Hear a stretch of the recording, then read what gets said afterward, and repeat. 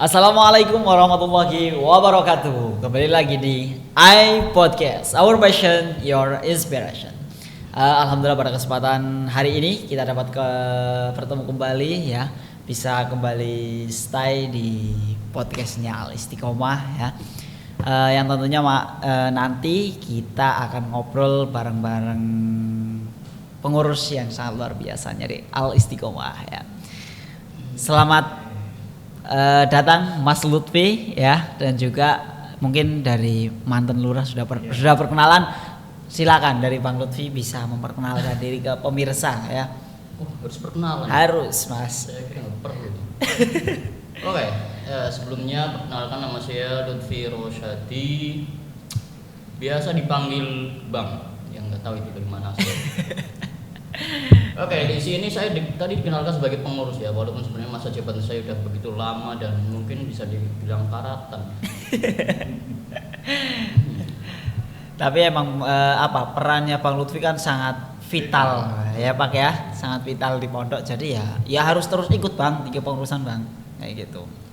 Ya, suatu saat mungkin akan apa ya. Lengser? Janganlah. Bukan lengser, melengserkan lebih tepatnya. Ya mungkin sebelum Bang Lutfi nanti ganti ya, Bang Lutfi sudah ada regenerasi lah minimal lah. Nah, masalahnya itu di situ. Saya nggak punya ilmu untuk meregenerasi karena saya itu bagian hal yang paling riskan sih, paling diperebutkan di dunia. Apa sih Mas? Harta. Wah, oke. Ya, siapa ngerti Mas, besok ketika di rumah kan jadi bos serius kan, bos temenan maksudnya. Amin. Ya, harapannya seperti itu sih. Amin ya. Mungkin kalau dengan Pak Manten sendiri kan sudah pernah ya Pak ya? Ya. Kenal lah. Kalau yang belum kenal ya boleh Pak kenalan, apa nggak perlu Pak? Nggak usah perlu Cukup cari kayaknya. channel lain biar laku channelnya. Ya, kalau mau kenalan langsung dengan lebih dalam lagi, sudah pernah podcast dengan saya di podcast di tanggal 23 Februari 2022 yang mana podcast pertamanya Al Istiqomah. Ya Pak ya? Iya. Ya. Sekali. Nanti kalau mau lebih dalam lagi, lebih kenalan lebih dalam lagi, tentunya ditonton. Ya, seperti itu. Oke. Ngomongin soal di pondok pesantren, mohon maaf ya. Ini kalau di akhir-akhir ini kan pondok pesantren di pandangan masyarakat lagi, ya mohon maaf, trafiknya lagi turun karena banyak kejadian-kejadian yang memang di situ mungkin karena pondok pesantren ini udah lama banget ya kan, udah lama banget. Mungkin di zaman dahulu, sebelum kayak gini mungkin juga udah pernah, tapi untuk saat ini kan ya mohon maaf lah, adanya media, adanya informasi, dan juga jadi masyarakat mudah untuk mengakses berita-berita yang ada di pondok seperti itu ya. Apalagi yang terbaru yang kemarin ya kan, yang kita tahu di salah satu pondok Jawa Timur, bahkan salah satu santrinya kan sampai mohon maaf meninggal seperti itu. Mungkin dengan ya bahasanya masyarakat sekarang bullying kayak gitu kan. Padahal ya mohon maaf dari dulu sebenarnya gojlogan lah, kalau di pondok kan namanya gojlogan. Ya kan? Gojlogan seperti itu. Kalau dari kalau dari responnya gimana sih dari para dari para pengurus terutama ya kan, dari para pengurus responnya gimana dengan setiap hari ketemu dengan santri, ketemu dengan itu, responnya bagaimana?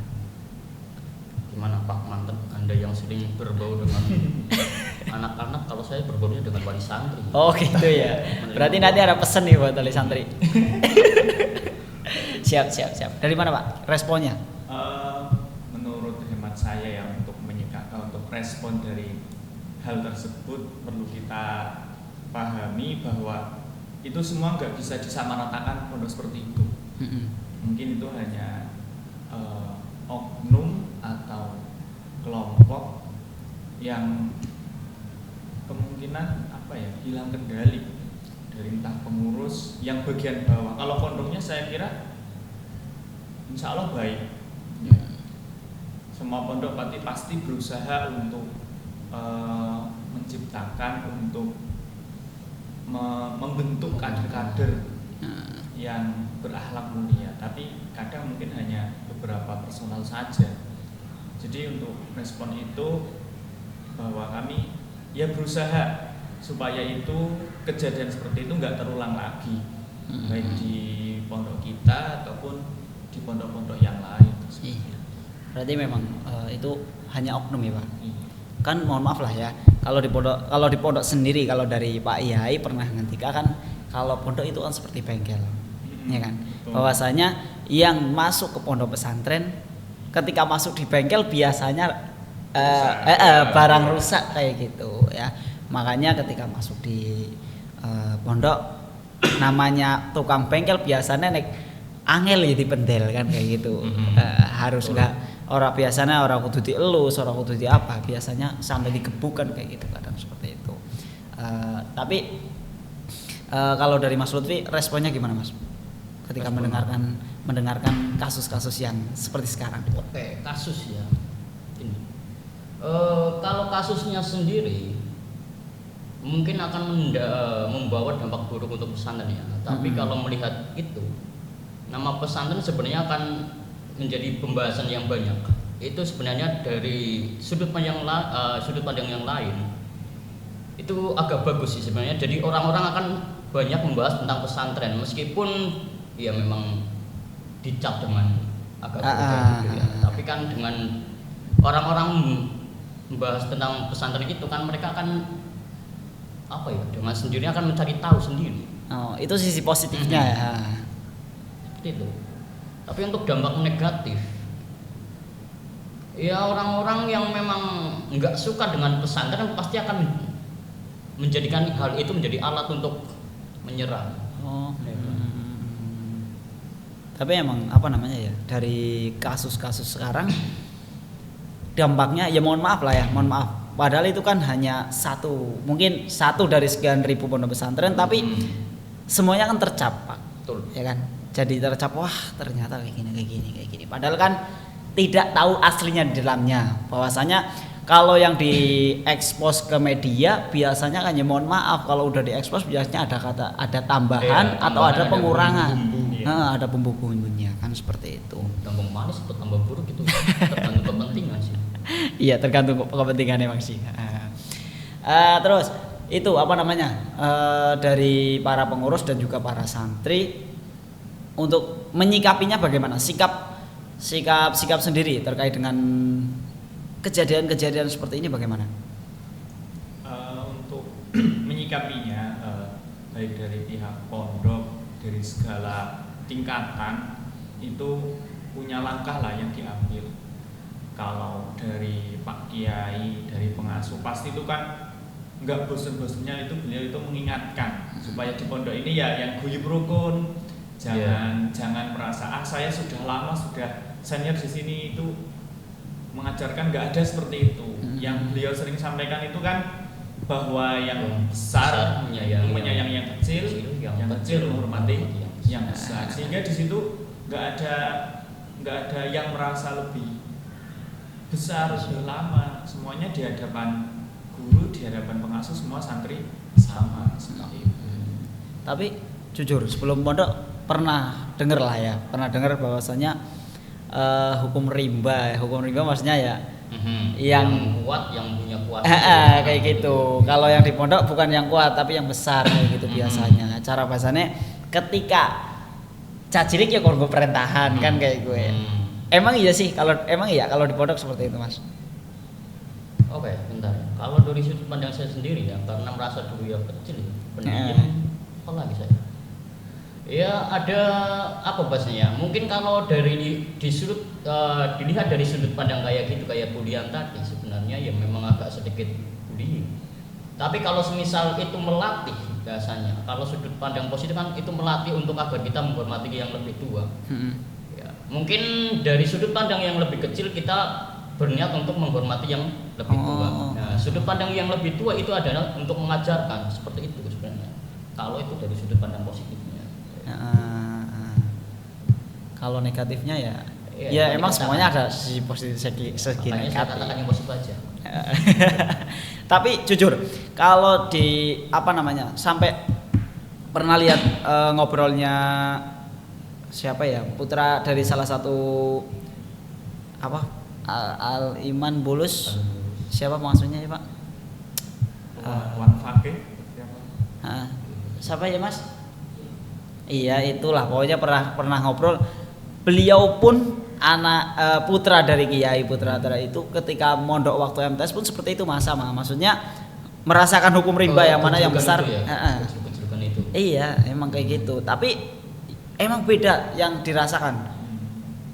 Yang mana sekarang ya dulu malah itu justru melatih mental dan juga melatih bagaimana saya bisa berdekatan dengan orang yang lebih besar kayak gitu. Tapi sekarang kan beda Pak.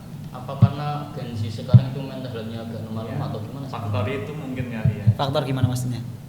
Ya sekarang kan gejala apa bahasnya? Mereka itu lebih bukan lebih ya. Memang yang disorot itu mental health kayak gitu kan bahasanya kan. Kesehatan mental. Tapi apa ya? Berasa beda nggak sih Pak? Ya mohon maaf dari kan udah pada lama-lama lah di pondok lah ya kan. Mas Lutfi berapa tahun Mas? Jangan ditanya. Itu sangat mempermalukan ketika ditanya tidak sebanding dengan ilmu yang saya peroleh. Biasanya kan gak kayak gitu Mas. Ilmu akan dirasakan setelah kita. Gue dari Ya, Pak Lurah gue fake gue. Tadi saya harus boyong dulu baru dapetin. Jangan dulu Ya, Mas. kayak seperti itu. Regenerasi dulu. Iya. Emang kayak gitu sih. Apa tadi namanya? Ketika Zaman dulu dengan sekarang. zaman dulu sama sekarang ada yang dirasakan beda nggak Mas? Santri dulu dengan sekarang, mohon maaf lah. Beda nggak? Iya, beda sih. Dari mungkin cara bahasa kita, dari segi mental, dari segi kesiapan, dari segi gojlogan, dari segi bahkan sampai wali santrinya kan seperti itu. Iya sih, maksudnya dari tadi persiapan atau latar belakang ya. Santri dulu kan berangkat dari rumah ke pondok kan memang dari rumah nggak ada teknologi. Kalau sekarang sudah ada teknologi, jadi berangkat dari rumah itu sudah ada efek-efek ataupun apa ya pengaruh dari teknologi gadget seperti itu kan. Dibawa ke pondok, di pondok udah di pendeli nggak jadi. Kalau dari Pak Lurah Pak, pas awal ketika santri dulu, ketika awal-awal masuk Pak Lurah masih, mohon maaf masih kecil ya kan, sampai sekarang udah jenggotan kan. Berarti kan sangat lama. Lama-lama entah apa itu yang didapat.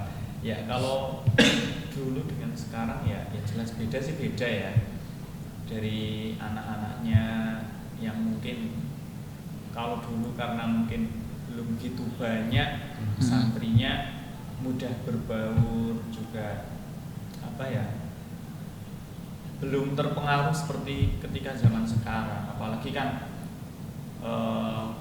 beberapa tahun kemarin itu ada COVID sehingga anak itu lebih banyak bermain sendiri dengan gadgetnya daripada dia berinteraksi dengan sesama dengan keluarga, dengan teman. Itu juga berpengaruh karena kurangnya interaksi itu. Nah, ketika di pondok pun juga terbawa kebiasaan-kebiasaan ataupun apa yang di rumah yang tadinya mungkin belum begitu mandiri apa-apa orang tuanya, di pondok terus ngapain sendiri, ketemu orang banyak. Nah, di situ mungkin jadi kaget dia dengan ketemu lingkungan yang seperti itu. Ya akhirnya beda lah sekarang, kadang sedikit-sedikit waktu ya kita maklumi lah, namanya juga anak-anak.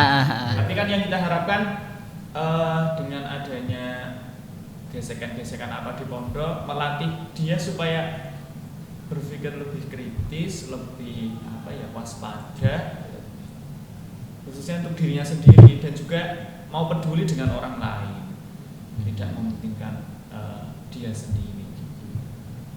Berarti memang apa ya, berangkat dari rumah emang ya mohon maaf kan udah rasanya beda lah kayak gitu ya. Yang dibawa dari rumah, kesiapan untuk di pondok itu udah mulai beda kan kayak gitu ya. Kalau dari apa sih namanya ya, masuk ke, ya mohon maaf lah, dari orang tua, para wali santri bagaimana ketika dulu dengan sekarang, Mas Lutfi nih yang sering ngadepin. Oke. Wali santri ya. Oke, wali santri karakteristiknya beda-beda ya, tergantung tadi seperti itu.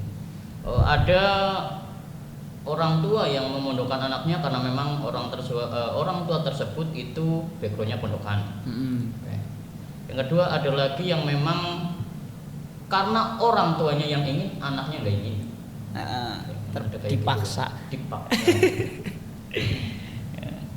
Ya macam-macam. Kalau mungkin kalau yang backgroundnya memang pernah mondok dulunya orang tua ya memaklumi atau memang cara tanggapannya beda. Gitu. Jadi orang tua yang mempunyai background pondok dalam hal membujuk anaknya ketika rewel di pondok itu akan beda dengan orang tua yang nggak punya background pondok kayak gitu. Karena memang ya bisa dimaklumi orang yang nggak punya background pondok mesti belum pernah merasakan, malah mengorbankan anaknya untuk mencicipi kayak gitu bahasa-bahasanya. Tapi kan mohon maaf, taunya orang tua kan taunya orang tua kalau di pondok semuanya baik kayak gitu. Nah, itu sebenarnya gimana ya? Bukannya branding pondok kan kayak gitu deh dulu. Bahasanya jebolan-jebolan pondok itu bagus-bagus. Ya, pokoknya siapa sih mlebu pondok baik ya. Ya, sedangkan sekarang timbul kayak tadi masalah yang dibahas karena buruk yang satu itu langsung menyebar banyak ya kan.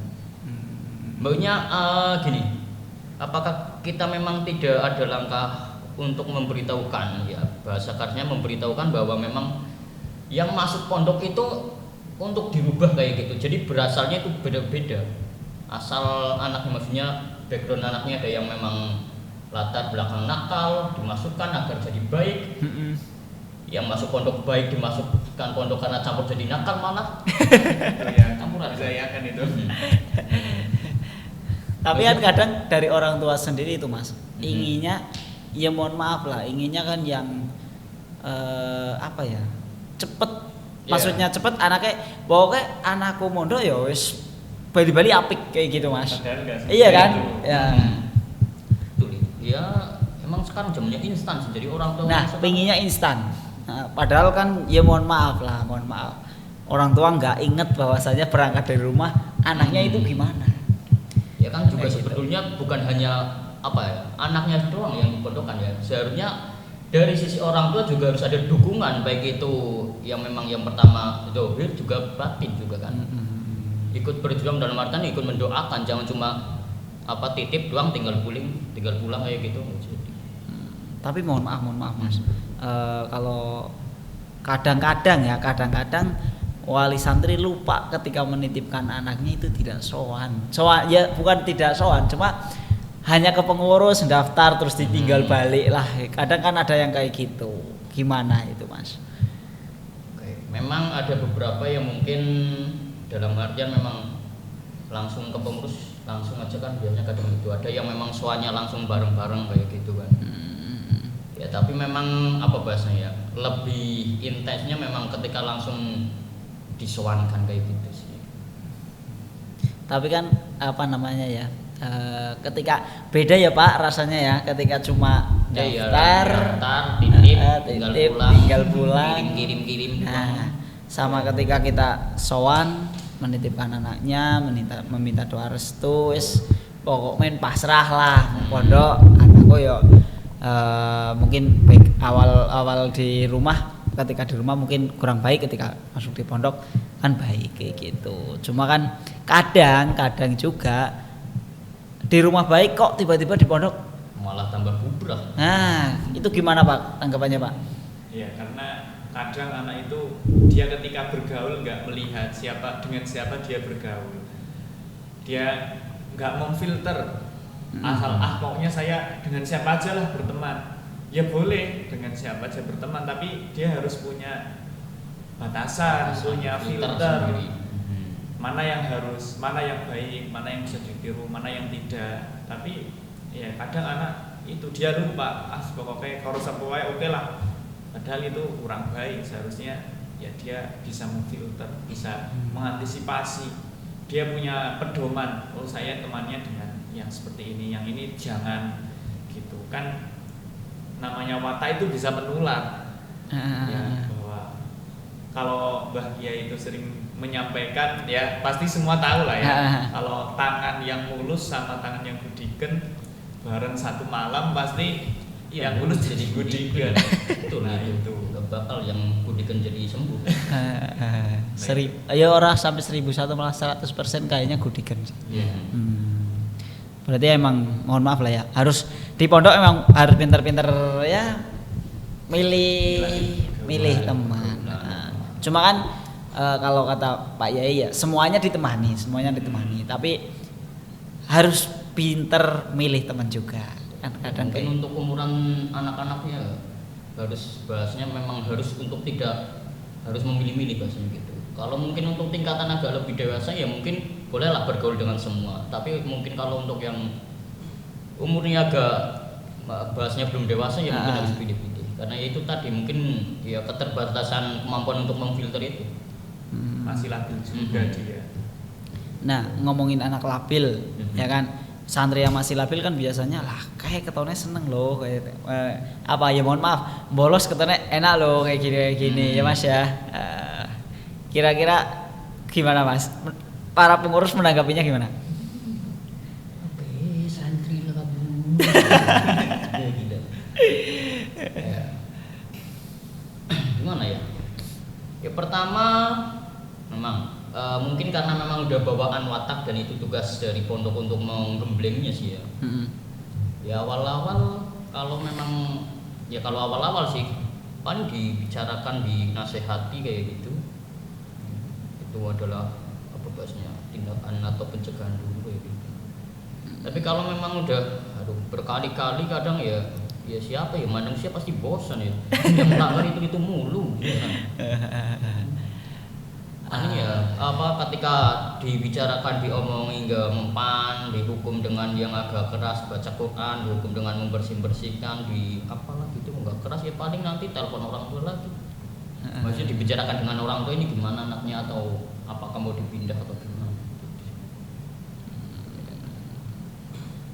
Agak apa sih ya mohon maaf ya Pak ya, agak gimana ya, agak berat tapi ya adanya kayak gini ya, maksudnya emang sekarang lagi mungkin diserangnya lewat seperti ini kan, para santri semuanya yang ada di Indonesia mungkin khususnya emang lagi diserangnya lewat para korban bullying kayak gitu ya kan. Padahal kan dari dulu udah ada lah, kalau menurutku udah ada sih, cuma bahasanya yang beda ya kan. Iya enggak sih? Iya. Gojlok mungkin dulu gojlokan ya biasa aja. Apa emang sekarang beda apa gimana sih? Kok bisa sampai disebut bullying, sampai mohon maaf dari pihak yang berwajib kok bisa sampai ke pondok kayak gitu Pak?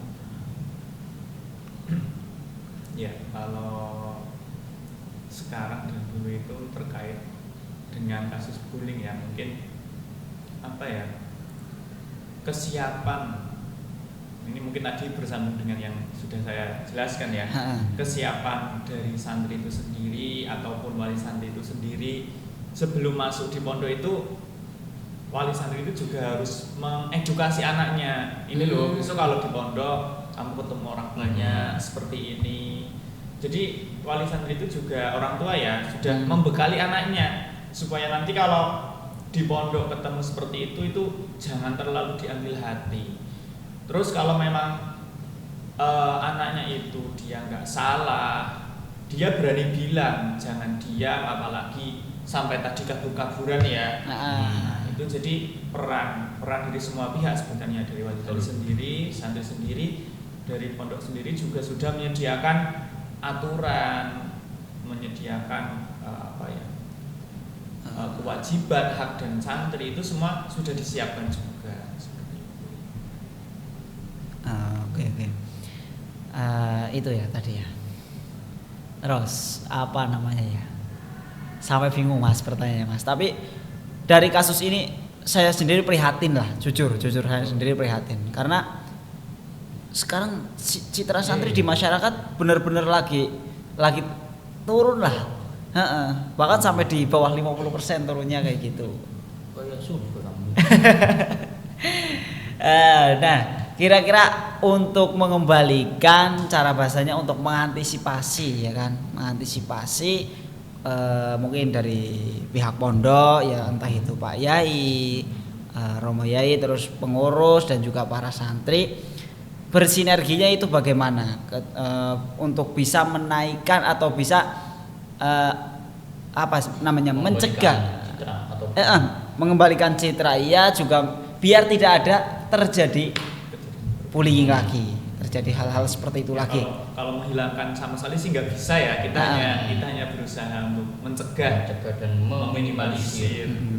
Mungkin Mas Lutfi dulu Mas bisa disampaikan apa sinergi tadi apa mengantisipasi Mas para ya dari pihak pondok lah kayak gitulah. Ya. Antisipasi tadi seperti yang disampaikan Pak Manten ya, kita perlu untuk bekerja sama atau mengaitkan semua pihak ya, baik itu dari para pihak pondok seperti pengurus, orang tua itu sendiri dan santri itu sendiri ya, seperti tadi. Satu, membekali dengan yang dikatakan ya bahasnya memang acuh tak acuh lah, atau bahasnya tidak usah begitu diambil hati seperti itu. Kemudian yang apa ya bahasanya? Yang kedua, apa ya? Agak sedikit lupa saya. Santri itu bahasanya gini, sebenarnya nggak perlu dikatakan harus memperbaiki citra, sebenarnya nggak usah ya. Sebenarnya kita harus tetap saja melakukan apa yang memang sudah dilakukan, karena dari dulu kan bahasanya memang pesantren itu memang menciptakan atau membuat yang dulunya tidak baik atau belum baik menjadi baik ya kan. Kemudian dirusak karena tadi perilaku beberapa santri saja, itu kan nggak fair. Maksudnya ya kita tetap lakukan dari yang seperti yang sudah berjalan saja gitu. Artinya ketika kebaikannya itu memang ada, pasti nanti akan timbul dengan sendirinya, nggak usah perlu kita perbaiki gitu, menurut saya. Tapi memang tetap semuanya harus bersinergi ya, antara betul. Ya mohon maaf antara pengurus, pengasuh, pengurus, santri dan bahkan wali santri. Harus bisa, walaupun kita sedang digencarkan seperti ini, kita para wali santri harus bisa mengedukasi benar dari Pak Lurah, mengedukasi anak-anaknya kayak gitu. Jadi kayak gini. Jadi nggak hanya hubungan antara wali santri dengan santrinya sendiri, tapi juga wali santri dengan pengasuh atau para kiai itu sendiri ya. Makanya di pondok kita ini kan diadakan pertemuan setiap minggu awal dan minggu kedua ya. Dimana itu ya sebenarnya untuk menjalin komunikasi antara wali santri dengan santri ketika jenguk itu, dan juga wali santri dengan para pengasuh gitu. Ya mungkin juga wali santri bisa merasakan bagaimana mengaji, nggak perlu dioprak-oprak juga. Ya kayak gitulah ya, makanya kadang kan nggak semua wali santri Mas. Betul, ya, kan ya backgroundnya kan beda-beda. Iya, makanya backgroundnya kan beda-beda. Ada yang memang mohon maaf niat ke pondok hanya jenguk anaknya, ada yang memang ke pondok emang benar-benar silaturahmi ke Pak Yai, ke pengurus, ke anaknya. Alhamdulillah ya kan, kayak gitu.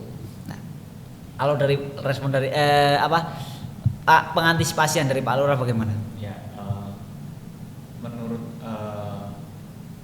pribadi ya dari saya, untuk antisipasi atau untuk pencegahan bahwa hal seperti itu, bullying itu bukan apa ya, bukan nilai-nilai Islam, bukan nilai-nilai pondok pesantren. Perlu ditanamkan kepada santri, kepada pengurus, kepada kita semua, anti bullying ya. Kita tanamkan kepada mereka ya, di sini di pondok khususnya ya. Sebenarnya nggak hanya di pondok, di luar pondok pun juga sama, bahwa kita nggak boleh lah saling menghina, mengejek. Belum tentu kalau yang kita bully, yang kita ejek lebih baik dari kita. Nah itu anak perlu kita beri pemahaman seperti itu.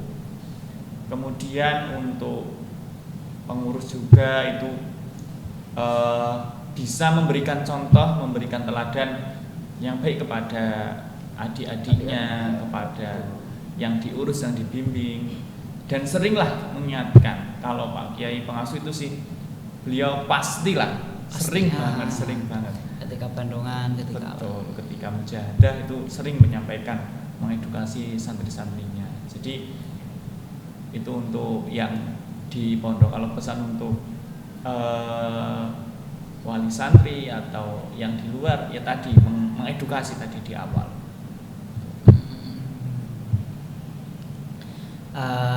Itu kira-kira antisipasinya kayak gitu ya Pak ya. Tapi apa sih namanya ya? Kadang pemahaman lah kayak gitu. Maksudnya apa ya? Kita para pengurus, para santri kita udah coba bersinergi bersama-sama menjaga nama baik, menjaga apa? Terkadang apa yang pasti kan dari pengurus sering menyampaikan ke wali santri ada kegiatan seperti ini, ada seperti ini. Salah tangkap. Nah, gitu Mas. Tuh. Kadang salah paham di situ Mas. Gimana?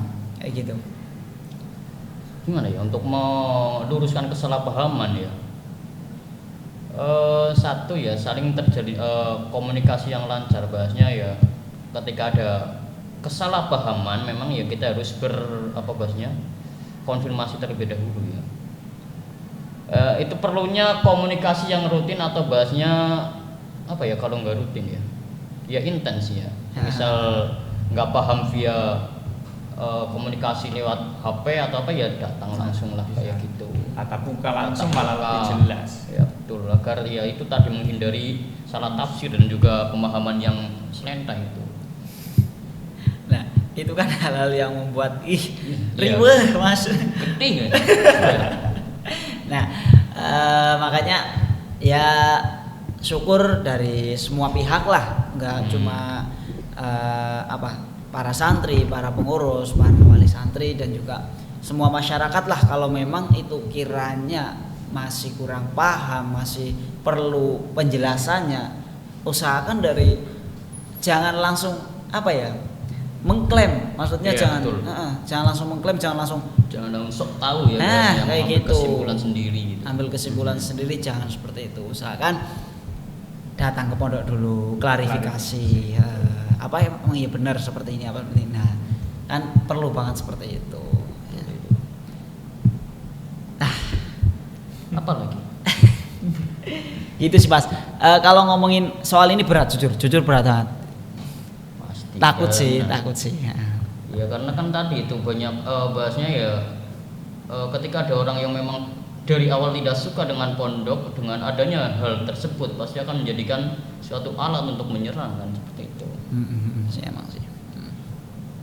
Berat juga. Nah, nih pingin tahu kira-kira pesennya apa untuk ya nggak cuma untuk kita para pengurus, untuk santri, untuk wali santri dan juga untuk masyarakat. Pesannya apa? Silakan. Monggo Pak Manten dulu yang lebih tertata kalimatnya daripada saya sendiri.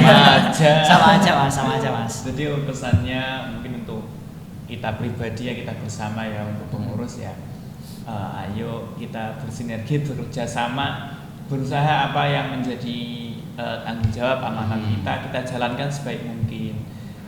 Jadi yang jadi keamanan, pendidikan apapun di bidangnya, tapi juga jangan cuek, harus peduli dengan sesama, dengan yang lebih muda gitu.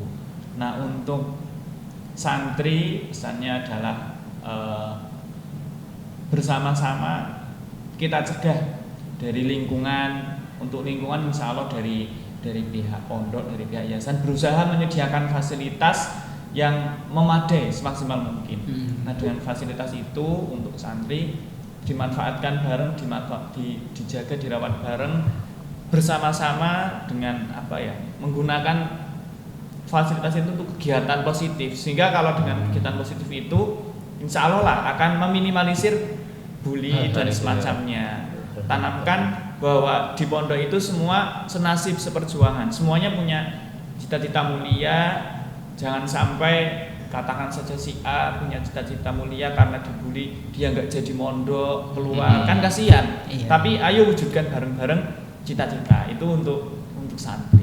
Dan untuk wali santri atau masyarakat ya jangan langsung gempar ataupun heboh ya kalau ada hal seperti itu tadi sudah disampaikan, ya klarifikasi. Apalagi kok langsung di-share, itu jangan seperti itu. Itu kan kadang di antara mungkin masyarakat kata kita ada yang pola pikirnya seperti itu, wah ini berita share, sebenarnya kan nggak baik itu. Jadi bisa memfilter, bisa memilah-milah ini betul apa tidak, dan nggak perlu heboh, nggak perlu apa ya, nggak perlu yang kaget atau apa, tapi dengan kembali lagi mengedukasi anak-anaknya, kalau kelak besok masuk pondok dijelaskan dulu, besok di pondok seperti ini, temannya banyak, kamu itu juga harus bisa menjaga diri, ya bisa mengontrol diri. Intinya waspada, bukan berarti takut tapi waspada. Mungkin itu Mas Lutfi mungkin bisa menambahkan. Tambahkan apa saya?